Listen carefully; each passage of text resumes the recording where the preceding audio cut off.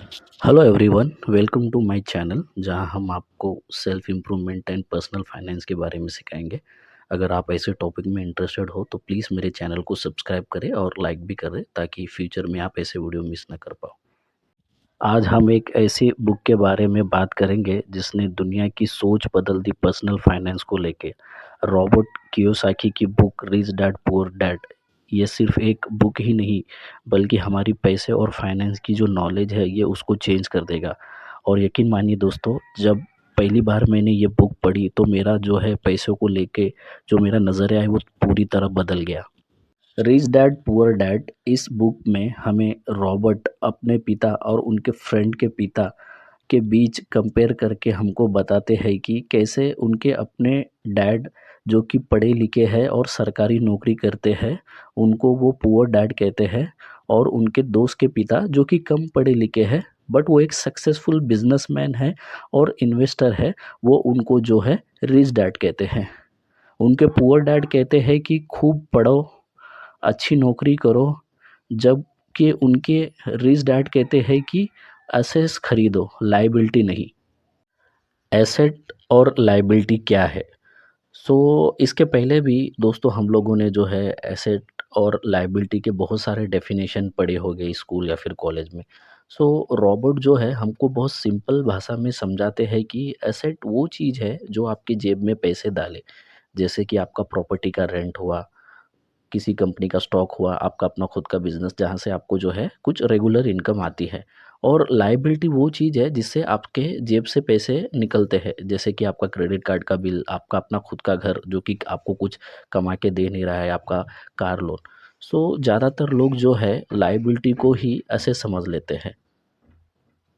Robert एक concept कहते हैं रैट रेस। रॉबर्ट कहते हैं कि रैट रेस वो है जहाँ लोग पैसे के लिए काम करते हैं, अपना बिल पे करते हैं और फिर से काम करते हैं और फिर से अपना बिल पे करते हैं। लोग इस रैट रेस में फंस के रह जाते हैं और कभी भी फाइनेंशियल इंडिपेंडेंट नहीं बन पाते। दोस्तों, फाइनेंशियल इंडिपेंडेंट क्या है?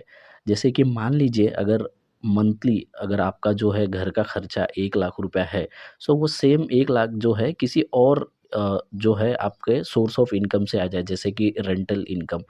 वैसे केस में जो है आपका जो है आप फाइनेंशियली इंडिपेंडेंट बन जाओगे और आपको जो है सिर्फ पैसों के लिए काम करने की ज़रूरत नहीं। अगर आप जो है एक ऐसा हॉबी के लिए जो है आप काम कर सकते हैं। रॉबर्ट कहते हैं कि हमको अपना फाइनेंशियल नॉलेज यानी कि पैसे की जो प्रति हमारी नॉलेज है उसको बढ़ाना बढ़ाना पड़ेगा ताकि हम जो है इस रैट रेस से निकल सके।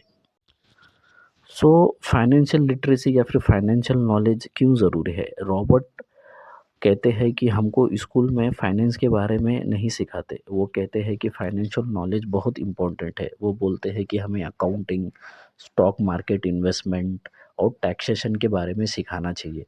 तो जैसे कि अगर आपने भी कभी सुना होगा दोस्तों कि कोई एक अमीर आदमी है, वो कॉरपोरेशन और लीगल स्ट्रक्चर को यूज़ करके अपने जो है बहुत सारे पैसे को वो बचा लेते हैं। वो जो है एक जो नॉर्मल एम्प्लॉयी है जो किसी कंपनी में जॉब करता है उससे भी वो जो लोग जो है कम टैक्स पे करते हैं।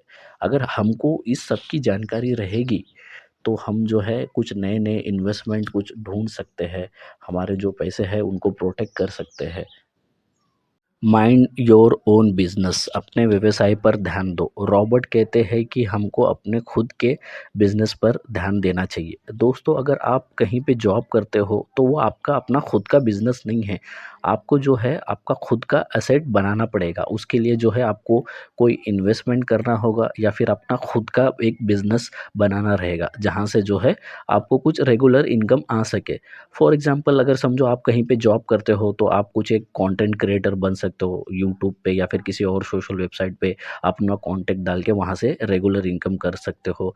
या फिर कोई ई कॉमर्स का जो है कोई आप बिजनेस करके जो है ऑनलाइन किसी भी वेबसाइट पे अपने प्रोडक्ट को लिस्ट करके आप वहाँ से भी जो है पैसे कमा सकते हो। इन कंक्लूजन, ये बुक हमको बताती है कि कैसे पैसे कमाने के लिए पैसे की समझदारी होना चाहिए, और हमको एक नया नज़रिया देता है कि हम अपने फाइनेंशियल स्टेटस को बेहतर बना सकते हैं और अपने फाइनेंशियल फ्रीडम की ओर बढ़ सकते हैं। मेरे हिसाब से जैसे हमको मैथ, साइंस, हिस्ट्री या फिर और कोई टॉपिक सिखाते हैं, उसी तरह हमको जो है पर्सनल फाइनेंस भी जो है स्कूल या फिर कॉलेज में सिखाना चाहिए, और मैं आपको रिकमेंड करूँगा कि आप इस बुक को ज़रूर पढ़ें।